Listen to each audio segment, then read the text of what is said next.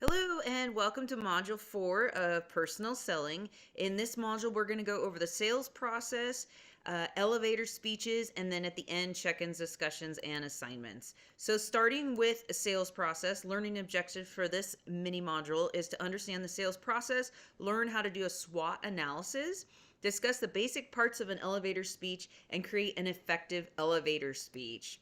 So starting before you can know the sales process, you need to have a little bit of information on how the buying process works. So I have this graphic here for you guys, and this is the buying process. We start with the need, want, recognition. So think about when you make a purchase, this is the steps you're going through as a buyer. Number 2, determining decision criteria. 3, conducting research and assessing alternatives. 4, making the actual purchase. 5, evaluating purchase satisfaction. And last, brand loyalty or relationship termination. So the buying process is 6 stages.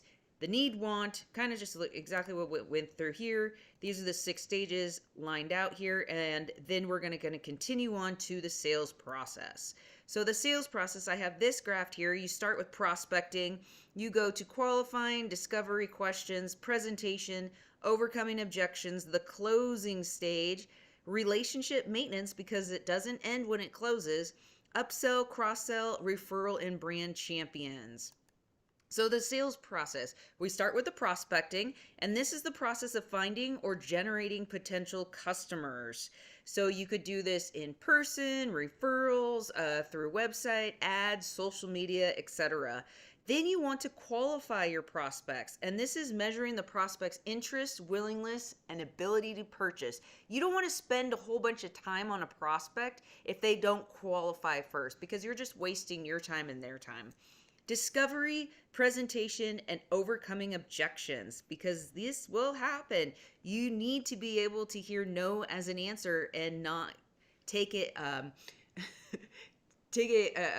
take it in a bad way. It's going to say no all the time. People are going to say all the time, but then someone's going to say yes, and that's going to feel great, and you're going to close a deal. So you got to be able to handle objections and rejections when it comes into selling. So this allows you to learn more about what the customer needs or desires and overcome objections, provides details that help you craft your pitch or tailor your solution, requires presentation skills, mindfully selected language, and listening skills. Remember, we learned that in a previous module. We need to listen. Closing the deal. All parties involved agree to either complete the purchase or terminate further discussions. After you close the deal, after you celebrate, you get that paycheck, you still need to maintain the relationship because you can then cross-sell. And this is when the purchase of additional solutions from the company or the seller. So you could start with a small deal, then you can cross-deal to something bigger or an additional product or service. Upselling increases to a previous purchase in order to obtain benefits not included in the initial purchase. Brand championship, the customer becomes an advocate for the product or service to other potential customers. So an example, if I'm selling a social media service, I might have package A at $500 a month, close the deal, and then I upsell in 6 months to package B, which is $1,000 a month. Or same thing with a product. You can start with something little and then you upsell to something big.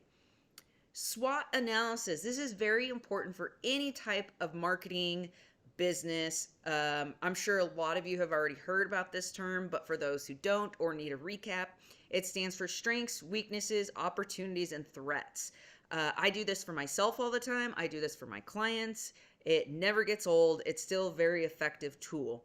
So what is SWOT analysis? It's a strategic planning tool used to identify and understand key factors that influence the success of a project, campaign, or business endeavor. Helps sales professionals evaluate their sales strategies, skills, market position, and the selling environment to maximize effectiveness and identify areas for improvement. There's always something to improve. So there's different ways of creating a SWOT analysis. A lot of people use the graph here with the 4 boxes. Internal SWOT analysis is, so strengths and weaknesses are going to be considered internal. Opportunities and threats are going to be considered external. What is the importance of personal selling in regards to SWOT analysis? So self-improvement. It identifies personal strengths and weaknesses in selling techniques.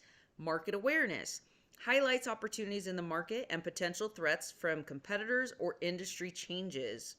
Strategic planning aids in developing more effective sales strategies by building on strengths, addressing weaknesses, exploiting opportunities, and mitigating threats.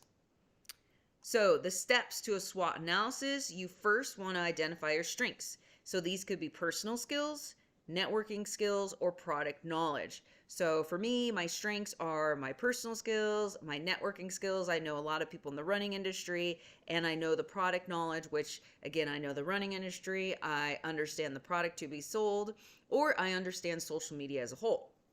Acknowledge your weaknesses, areas needing improvement, resource limitations. For me, my marketing company, Janovic Communications, is a one-person shop. I do not have staff.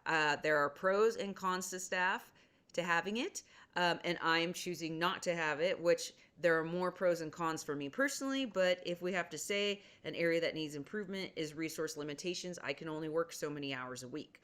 Spot opportunities, emergent market trends, new customer segments. I can't really share these with you because it's in my head and in my business plan. But for spot opportunities, an example for maybe a coffee company, you see that Starbucks down the street, they only carry one flavor of sugar-free syrup, and that is vanilla. Not sure if you knew that or not, but if you're a mom and pop coffee shop and you notice that, and your demographic tends to be more active, healthy people, and they're looking for more sugar-free options, then maybe you supply 5 to 10 sugar-free syrups, and then you can get that clientele in your spot. Recognizing threats, competitor strategies, market challenges.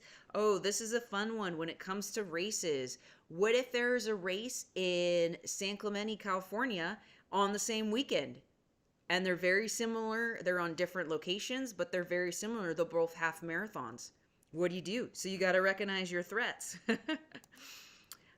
Here's just a little image here. An example could be graphic designer. So a graphic designer would want to do a SWOT analysis. So strengths, it could be exceptional design skills. So if you're a graphic designer, your strengths could be a high level of expertise in branding, web design, and user experience, a strong online portfolio, a compelling portfolio showcasing a wide range of successful projects, a personalized service, ability to offer customized solutions, and personal attention to each client. Weaknesses for a graphic designer could be limited business skills. Focus on design might neglect essential business and marketing skills. So you may not know anything about accounting or invoicing or how to bill or how to collect money, but you could be the most creative graphic designer out there. Resource constraints. As a solo freelancer, there's a cap on the number of projects that can be managed simultaneously. So similar to my business, I only work a certain amount of hours a week. Project-based income fluctuations. Income can be unpredictable and varies month to month because you are a graphic designer working project-based. Opportunities for a graphic designer could be growing demand for digital presence, increasing need for businesses to establish or update their online presence, networking and partnerships, collaborations with web developers, copywriters, and marketing agencies can open new project opportunities. We also call this power partners, so power partnerships, because you could give referrals to each other. Say you have a client who wants print work but web work and you only do print work. Well, then you collab and refer to a web designer and you can give each other business. Power partnerships is what we call that. Expanding skill set, learning new technologies and design trends can offer competitive advantages and attractive, diverse clients. Some threats for a graphic designer could be high competition. The graphic design market is saturated with many freelancers and agencies offering similar services. Evolving design trends. Keeping up with rapidly changing design trends and software update requires continuous learning. So me, I have graphic design skills. My undergrad was actually in visual media arts, but that was in 2005. So I have to constantly keep up with design trends. You see me in Photoshop now, and it might take me half an hour to make something, whereas in 2005, it took me 5 minutes because I was on there all the time and keeping up with the trends. So always need to keep back with the trends, always continue to learn. Economic downturns. Reduced marketing budgets during economic slumps can decrease demand for design service. Perfect example was during COVID, right? A lot of people had reduced their marketing budgets during that time, unfortunately. Okay, so moving on to elevator speeches. This is super important and can be used all the time. So what is an elevator speech? It's a clear, brief message, or what I like to call a mini commercial about yourself. So if you're your own brand, it could be about a product or service you are selling. It communicates who you are, what you're looking for, and how you or your product or service can benefit your prospect and can benefit a company or an organization. So there's different types of elevator speeches here. It's typically about 30 seconds, the time it takes people to ride from the top to the bottom of an elevator building in an elevator. It can go up to 60 seconds. I do not recommend going over 60 seconds because you're already losing that person you're speaking to. You're already losing their attention. Remember, people have very short attention spans. I like to keep it to 30 seconds. You can use this pitch at networking events, job fairs, trade shows, social media, anything, creating videos, just talking to people. I use it all the time. I have different elevator speeches. I have Isabella from Janovic Communications. I have Isabella for representing each of the products that I sell or services that I sell. And I have Isabella the Runner, my personal brand, if I'm trying to get somewhere with my running career, have you say it. All right, so an elevator speech outline. How do we set up an elevator speech? I'm telling you, there's going to be a lot of practice with this. It just doesn't happen overnight, maybe for a few of you, but elevator speeches, you want to start with an outline. What are your differentiators? What makes your service or product unique? What are the advantages of working with you? Like, why would I want to hire you instead of the person next to you, right? How are you different from your competitor? How do you work? Give an example or tell a story. Remember, it has to be short. So my story on how I work, I only work remote. That allows me opportunity to travel. I do not work in an office. I do not teach classes in person. I only teach remote. Call for action. At the end of your speech, do you want a business card, a referral, an additional one-on-one, a job? You may not exactly say I want a job afterwards in that exact words, but you need to have some sort of call for action. When I'm at trade shows, I have business cards on me. That's probably the only time I use them. Honestly, like, not many people use business cards anymore. So if you plan on getting business cards printed, get a small amount, like 50 to 100. Unless you're going to a big trade show or expo where you're going to see a lot of people and you won't be able to connect with them and talk to them very long. I know some trade shows I go to, I only have a minute with a person, maybe less, and then it's on to the next person just because there's so many people to chat with. My call to action these days for the past probably 7 years, especially traveling so much, it's, do you have an Instagram? Let's connect on Instagram, or let's connect on LinkedIn. Every once in a while, I'll get an email. I hardly ever give out my phone number. My phone number is my personal phone. I don't want to be harassed and have phone calls from people I don't know. I don't want to get text messages day and night. I do not want to be added to a group chat. That is the worst. So I usually connect with people via Instagram, and it's a great way to get to know them by following their feed, seeing what they're doing, or again on LinkedIn, if it's more professional product or service, I connect with them on LinkedIn. So social media is really my first step to connection. How to write an elevator speech, continuing, step 1. So first you want to write down all what comes into your mind. Just write it all down, type it. Then you want to cut out all the jargon and details because remember, you have to keep it short and sweet. Eliminate unnecessary words. If you want to use an AI to assist you with this, that's totally fine. But make sure that you're using the vocabulary you would normally use, because when you use AI features such as ChatGPT, yes, it gives you some great ideas, but also it uses a very high level of vocabulary. So be very careful with what you choose from ChatGPT or other AI functions, but not a problem at all to start with that tool. Step 3, connect the phrases to each other. Your elevator speech should flow natural and smoothly. Don't rush it. So not only do you need to use vocabulary that you would normally use, you want to make sure it flows naturally and smoothly. Step 4, memorize the key points and practice. Practice in the mirror. Practice with your dog, your cat. Practice recording yourself on your own phone just for you. Practice with your friends when you're out at happy hour or you're out going for a run or drinking coffee. Practice with your family members, your roommates. Practice, practice, practice. It won't be easy at first, but you'll get it down. Step 5, have you really answered the key question of your listener? What's in it for me, right? How can you help them? Step 6, create different versions for different business situations of your elevator speech, networking events, job interviews, trade shows, and social media.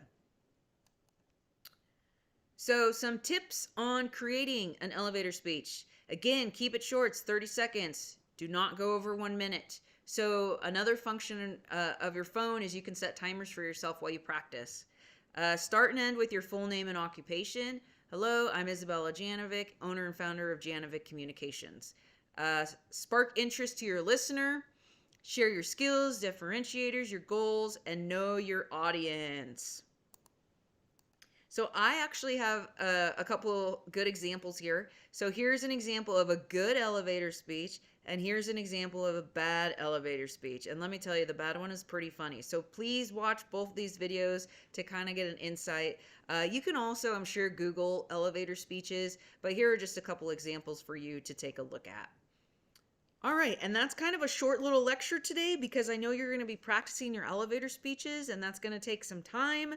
So your Module 4 assignments for this week is your Check-in 3, Quiz 4, Assignment 3, which is a sales professional interview. Do not procrastinate on this one. This has to be with a real person. So start that right away, and your elevator speech will also be due. All right, if you have any questions or concerns, please email me or come to my office hours, and I hope everyone has a great week.